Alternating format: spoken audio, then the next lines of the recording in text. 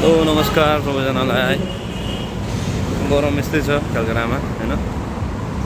हल्का ड्युटी आएको थियो रिपोर्ट गरेर अब यो ड्युटी स्पटतिर जाँदैछु हैन। समर मजाले लागिसकेको छ कलकत्तामा। अन्त म तपाईहरुलाई देखाउँछु नि है वेदर कस्तो छ कलकत्तामा भनेर।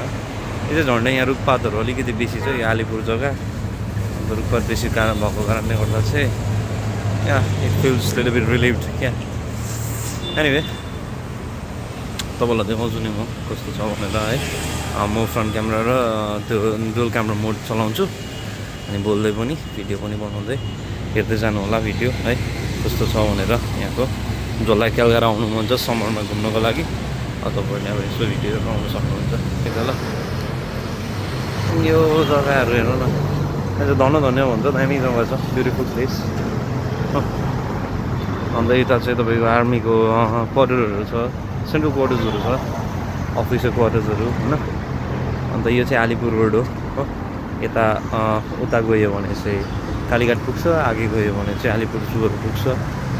कलकत्ता चाहिँ अहिले वेदर चाहिँ ओभर क्लियर छ है तर गरम चाहिँ अनेक बढिसकेको छ। आजको टेम्परेचर एप्रोक्सिमेटली 38-39 त हुन सक्छ। त अब है अप्रिलको स्टार्टिङमा यत्रो छ भने चाहिँ मे जुनमा चाहिँ धेरै नै बढेर जान सक्छ। अन्त यो एरिया चाहिँ तपाईको कहाँ पर्यो भन्दा चाहिँ नेसनल लाइब्रेरीको एरिया हो। यता लेफ्ट साइडमा चाहिँ नेसनल लाइब्रेरी पर्छ यता भित्र छ है मजाको ब्युटिफुल छ नेसनल लाइब्रेरी। नेक्स्ट टाइम अब फ्री टाइम पाएको बेलामा म तपाईलाई एक्सप्लोर गराउँछु नि नेसनल लाइब्रेरी कस्तो छ भनेर हैन। अन्त यो जग्गा त्यस्तो छ मजाको यहाँ धन्यको बाहिरको पार्किङहरु छ हो ठिक्कै। अन्त यो ठुलो देख्दै गरेको चाहिँ पार्किङ है। यो पार्किङको नाम चाहिँ सम्पूर्ण पार्को मार्ट भन्छ है।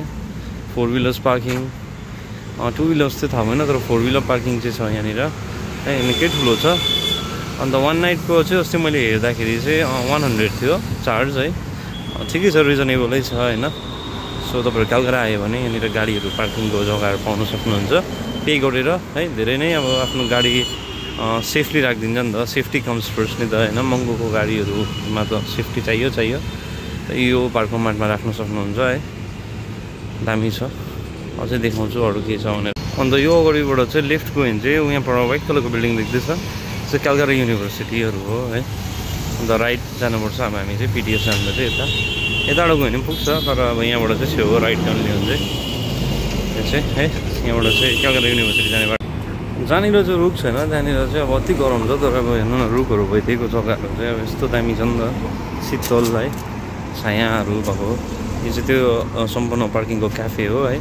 क्याफे पनि छ यहाँनिर सम्पूर्ण क्याफे छ दामी छ। अन्त यहाँबाट अलिकति अगाडि हेर्दै जाउँ ल के छ मजाको छ नि जग्गा सो यो। अनि यो अगाडि देख्दै गरेको चाहिँ है धन्य जाने धन्य अडिटोरियम जाने मेन गेट। यता चाहिँ उत्तीर्ण छ यहाँ पनि अडिटोरियमै छ ब्याङ्क्वेटहरु पनि छ यहाँ सो वेडिङहरु हुन्छ यतातिर है मजाको छ यो ब्युटिफुल छ ठुलो अडिटोरियम छ। अनि यता धन्य चाहिँ सबसे ठुलो अडिटोरियम हेर्नु न एन्ट्रेन्स गेट कस्तो दामी छ हैन। मलाई यहाँ सबसे दामी लागेको चाहिँ अब मेरो पर्सनल पोइन्ट अफ भ्यूमा चाहिँ यो अगाडिको ब्रिज हो क्या। यो ब्रिज चाहिँ 1932 मा एस्टाब्लिस भएको हो यहाँ अगाडि लेखेको छ आलिपुर ब्रिज भन्छ है। अन्त 1932 मा एस्टाब्लिस भएको हो हैन। मजाको छ क्या यो ब्रिज। ब्रिज मुनिको खोला चाहिँ मैला छ हैन गङ्गाको पानी आउँछ भन्छ अनि मान्छेहरू बिहान नुहाउनु पनि जान्छ बिचारा हैन रिलिजन पर्सपेक्टिभमा। तर ब्रिज चाहिँ धेरै ब्युटिफुल है हेर्नु न चिटिक्क परेको स्पेसली अझै फेस्टिभलको टाइममा है। अब यो हुन्छ नि त मजाले लगाउँछ नि त लाइटहरू त्यति बेला दामी हुन्छ क्या। अहिले चाहिँ अब यहाँ ग्रेभयार्ड घुम्न आएको हामी है। यहाँ चाहिँ अब मोर देन कति होला 5,000 भन्दा बेसी छ क्या ग्रेभ्सहरू। कस्तो ब्युटिफुल छ हेर्नु न शान्ति छ मजाको इन्भाइरोमेन्ट है दामी जग्गा है। यहाँ चाहिँ अब सबैलाई दिँदैन अलाउ गर्दैन अब हामीलाई चाहिँ दिन्छ। ट्रेसपासर्सहरूलाई चाहिँ अलाउ छैन यो ग्रेभयार्ड घुस्नु चाहिँ। कस्तो दामी छ हेर्नु न अब यो पुरानो ग्रेभ सिमेट्रीहरू छ यहाँनिर दामी जग्गा क्या। सबै मान्छे चाहिँ एक न एक दिन चाहिँ अब होइन रेस्ट इन पिस हुन्छै हुन्छ। यस्तो पिसफुल जग्गा रहेछ नि हौ ग्रेभयार्ड पनि। सबसे दामी कुरो चाहिँ यहाँनिरको हुन्छ नि मान्छेहरू बिचारा यहाँ जो काम गर्दैछ है उनीहरूले धेरै नै राम्रो मेन्टेनेन्समा राखेको रहेछ ग्रेभयार्डलाई। हेर्नु त इन्भाइरोमेन्ट पनि चिटिक्कै ल। ठिक छ त, that's all for today. See you in the next video. ल मन परेमा लाइक सेयर एन्ड फलो गरिदिनु होला फेसबुकमा अनि युट्युबमा सब्सक्राइब गरिदिनु होला। Thank you.